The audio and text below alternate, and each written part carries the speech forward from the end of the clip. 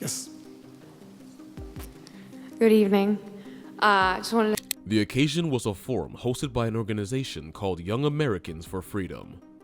The David Horowitz Freedom Century, or DHFC for short, also co-hosted the event at a University of California in San Diego venue. It's always valuable to have two sets of views going on at the same time. Very useful. My name is Jumana Imad Musa Ahmed al-Bahri, and I'm a student here at UCSD. The lady in a red head scarf must have seized the opportunity to start the Q&A session first. We're sorry for not catching her full name, which was a mouthful. However, her first name, which is Jumana, would suffice, and she is Muslim. She started by thanking the visiting professor, as courtesy called for, and she also made a remark about how balanced the discussion had been so far.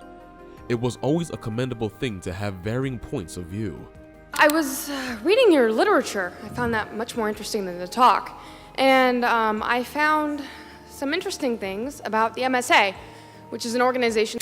But then, she went straight to the point and put out what was on her mind. She acknowledged that she had indeed read the literature for the seminar, and in fact, she found it more interesting than the lecture itself. And this was already looking like a setup or layoff, if you like, for what would be an interesting exchange. Those remarks invariably set the stage for a series of pointed inquiries about the Muslim Student Association, or MSA, an organization that was very active on campus. It's very active on campus, and it is hosting our annual Hitler Youth Week. You should come out to those events. If you could clarify the connection between the MSA and jihad terrorist networks, because... The plan was for Jumana to tie in her beloved MSA with some disturbing points she read about in the seminar pamphlet. For one, the MSA chapter on campus was hosting what they called the annual Hitler Youth Week, and for all we know, it was a sensitization drive, which more or less suggested that Jews were not hated by Muslims. Rather, Muslims cared well enough to share their pain. Jumana softened the crowd by encouraging anyone to come out to the aforesaid events. Last I checked, we had to do our own fundraising, and we never get help from anyone. So if you could clarify the connection between UCSD's MSA, or if you don't have such information, if you could connect other MSAs on UC's. She continued by asking for clarification on a sensitive topic. What was the connection between the Muslim Student Association and radical Islamic networks as outlined in the pamphlet? Jumana noted that, from her understanding, the MSA does its own fundraising without external help or ties to radical groups. To some, this statement may have clearly been designed to provoke and challenge the speaker, draw a comparison that would demand a response. It wasn't too clear in the pamphlet, just if you could clarify. Okay. Will you condemn Hamas here and now? So the professor was hard-pressed to tell everyone where he got his facts from. Were there other factions of the MSA on other campuses that the professor had heard about or come across? However, in response to Jumana's challenging question, the speaker shifted the conversation dramatically by asking, "Okay, will you condemn Hamas here and now?"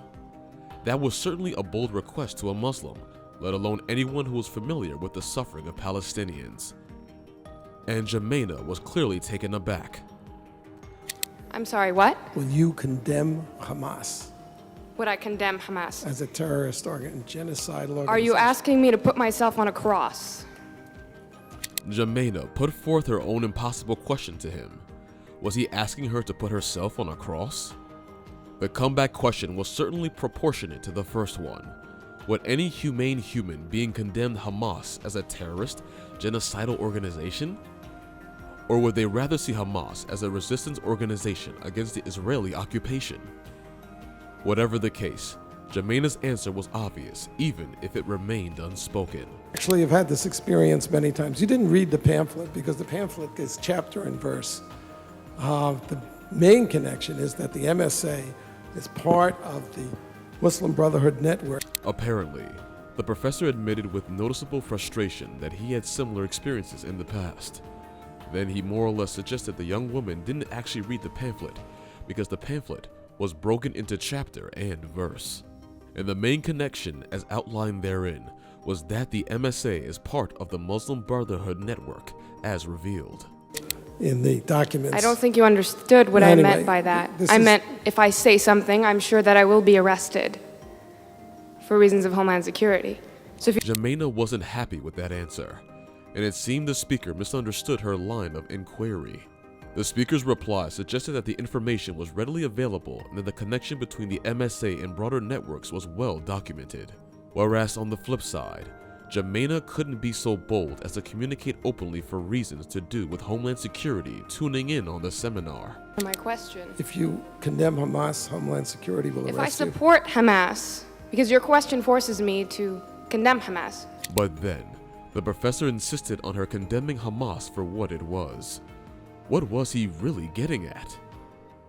Jemena knew all too well that if she exhibited any support for Hamas out here in the open, she would be arrested, if only for the sake of it.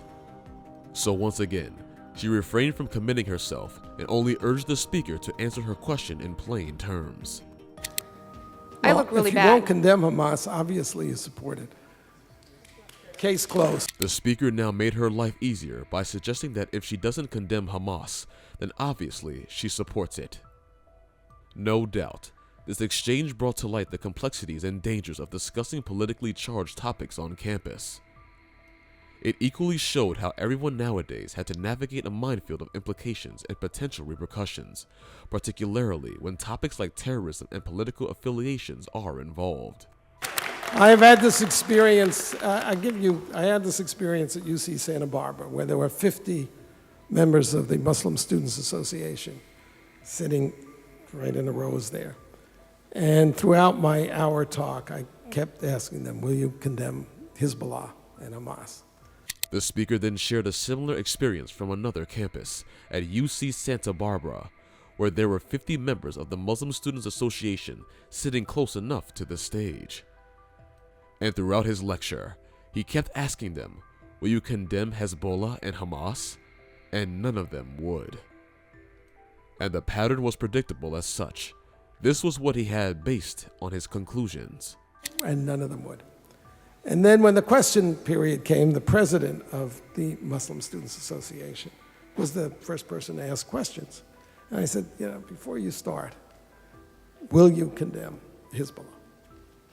And he said, well, that question is too complicated for a yes-no answer. During the same Q&A session, the president of the Muslim Students Association was the first person to ask questions. And the professor repeated the question, but here's what the MSA president remarked. That question is too complicated for a yes or no answer. The speaker and anyone who cared to observe the nuance, this evasion was indicative of a clear moral stance. So I said, okay, I'll put it to you this way. I'm a Jew. The head of Hezbollah has said that he hopes that we will gather in Israel so he doesn't have to hunt us down globally. For it or against it? To drive this point home, the speaker just had to rephrase the question. Again, this felt like the beginning of a disaster. And here is how the professor put it. Let's say the head of Hezbollah declared that he hopes all Jews will gather in Israel, so he doesn't have to hunt them down globally. Would respondents be for or against it? This provocative framing was intended to elicit a definitive response. On her part, Jemena's response surprised everyone, and your guess is as good as any, so we suppose it was a tit-for-tat affair. So, what are your thoughts on this?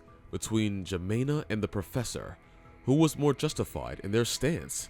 Let us know in the comments section below.